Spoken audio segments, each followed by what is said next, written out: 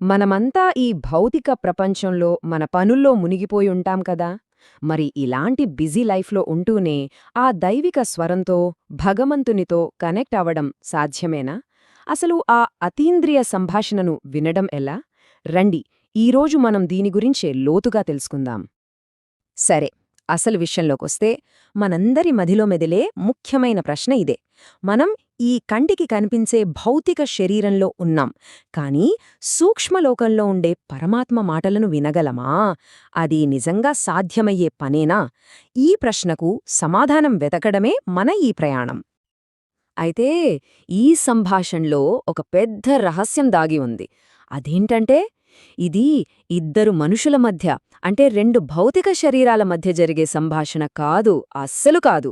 ఇది నేరుగా పరమాత్మకు, అంటే సుప్రీం సోల్కి, ఇంకా మన ఆత్మకు మధ్య జరిగే ఒక దివ్యమైన సంభాషణ అన్నమాట.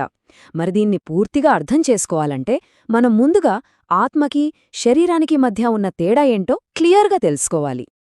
చూడండి, ఇక్కడ మనం ముఖ్యంగా గమనించాల్సిందేంటంటే, ఆత్మ, శరీరం ఈ రెండిటి స్వభావం పూర్తి భిన్నంగా ఉంటుంది.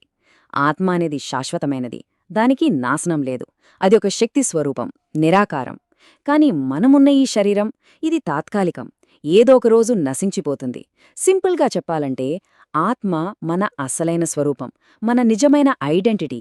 ఈ శరీరం కేవలం ఆ ఆత్మ ఉండటానికి ఉపయోగపడే ఒక ఇల్లు లేదా ఒక వాహనం లాంటిది మాత్రమే. ఇదే లాజిక్తో ఆలోచిస్తే మనకు ఇద్దరు తండ్రులున్నారన్నమాట. ఒకరు ఈ భౌతిక శరీరానికి జన్మనిచ్చిన మన లౌకిక తండ్రి. మరి రెండోవారెవరు? ఆయనే మనందరి ఆత్మలకు తండ్రి అయిన పరమాత్మ. చూడండి, భౌతిక తండ్రితో మన బంధం ఈ శరీరంతోనే ముడిపడి ఉంటుంది, ఈ జన్మకే పరిమితం. కాని పరమాత్మతో మన బంధం అలా కాదు, అది శాశ్వతమైనది, ఎందుకంటే అది ఆత్మతో ముడిపడి ఉంది. సరే, ఆత్మ, శరీరం, ఆధ్యాత్మిక తండ్రి, ఇదంతా బాగానే ఉంది. కాని అసలు ప్రశ్న, ఆ దివ్య సంభాషణ ఎలా జరుగుతుంది? దానికి మీడియమేంటి? దానికి సమాధానమే మురళి. మురళి అంటే ఏవో మామూలు మాటల సమాహారం కాదు. అది ఈ భౌతిక ప్రపంచపు హద్దుల్ని దాటి వినిపించే ఒక దైవిక వాణి. ఇక్కడే అసలైన అద్భుతముంది. ఒక వ్యక్తి ఈ భౌతిక ప్రపంచంలో మురళిల్ని చదువుతున్నా లేదా వింటున్నా, సరిగ్గా అదే సమయంలో ఆ వ్యక్తి యొక్క ఆత్మ సూక్ష్మలోకంలో నేరుగా పరమాత్మ నుండి అవే మాటలను వింటూ ఉంటుంది. ఆలోచించండి, ఒకే సంభాషణ ఒకేసారి రెండు వేర్వేరు లోకాల్లో జరుగుతోందన్నమాట. ఇక్కడ శరీరంతో వింటున్నాం, అక్కడ ఆత్మతో వింటున్నాం. ఈ రెండు లోకాల్లో ఒకేసారి వినడమనేది కేవలం ఏదో థియరీ కాదు, ఇది నిజంగా అనుభవం చెయ్యగల విషయం. నిజానికి ఈ అనుభూతిని మనం 4 రకాల స్టేజెస్లో, అంటే 4 స్పృహస్థితులలో ఫీలవ్వొచ్చు. మరి ఆ 4 స్థితులు ఏంటో, అవి ఎలా ఉంటాయో ఇప్పుడు వివరంగా చూద్దాం. ఈ 4 స్థితులు మనకు ఆ దైవిక కనెక్షన్ను చాలా స్పష్టంగా చూపిస్తాయి. మొదటిది రెంటి స్పృహ, అంటే సూక్ష్మలోకంలో భగవంతుని మాటలు వింటున్నట్లుగా మనల్ని మనం చూసుకుంటూనే అదే సమయంలో కింద ఈ భౌతిక శరీరం కూడా అవే మాటలను వింటోందనే ఎరుకతో ఉంటాం.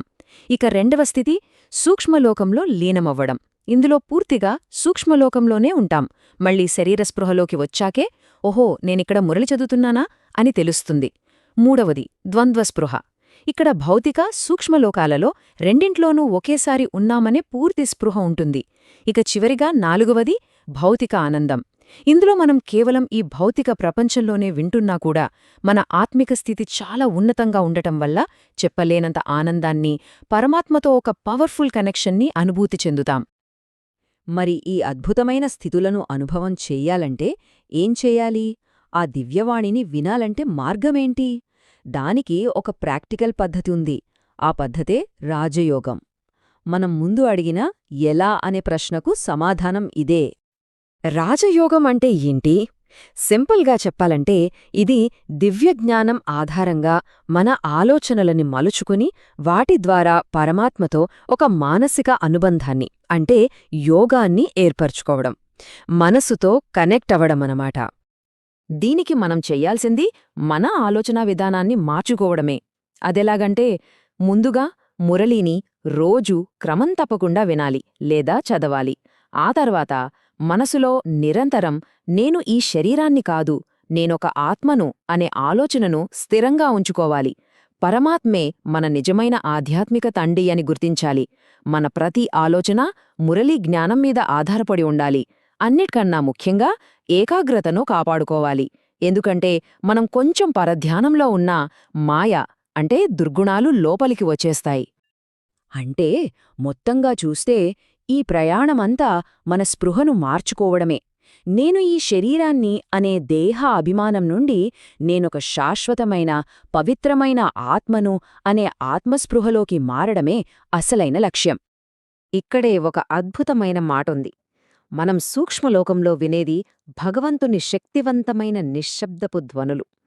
అంటే అసలైన దైవిక సంభాషణకు శబ్దం అవసరం లేదు. అది నిశ్శబ్దంలోనే వినిపిస్తుంది. ఆత్మకు మాత్రమే వినిపిస్తుంది. మరి ఈ భౌతిక ప్రపంచపు శబ్దాలను దాటి ఆ నిశ్శబ్దపు ధ్వనులను వినడానికి సిద్ధంగా ఉన్నారా? ఈ ప్రశ్నతో మీ అంతర్గత ప్రయాణాన్ని ఇప్పుడే మొదలుపెట్టండి. ఓం శాంతి.